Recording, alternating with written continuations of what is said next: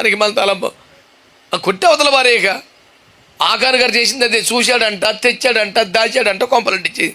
చూడకూడదు, చూడనే వదిలేయాలి. ఆ దరిద్రం ఎక్కడో రోడ్డు మీద ఏదో కనపడింది, చూడకూడదు, చూసావు, నువ్వు కావాలని చూడలేదు, కంట్లో పడింది, వదిలే అక్కడ దాన్ని.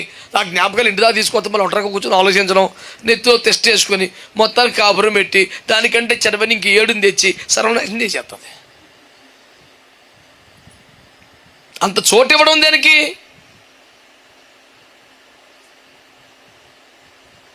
నీ ఇంటి మీద హెలికాప్టర్ ల్యాండ్ అవ్వకూడదు అనుకుంటే హెలిప్యాడ్ ఎందుకు కట్టావు? మరి తీసిపడే హెలిప్యాడ్ వాటి కట్టి, ప్రభు నా ఇంటి మీద హెలికాప్టర్ రాకుండా చూడమంటే తెలివి ఉందా నీకు? ఆ సోర్స్ని తీసేవా ఫస్ట్. నీ పరిశుద్ధతను, నీ జీవితాన్ని నాశనం చేస్తుందల్లా సెల్ ఫోనేనా? పక్కన తీసిపడి. మరి రమాయి కూడా అభ్యంతరపరిచే కన్ను అయితే కన్నే బీకేమంటే ఫోన్కి ఎడుతున్నది. నువ్వు తెలివితేటలు ఉన్నాయి నీకు అసలు.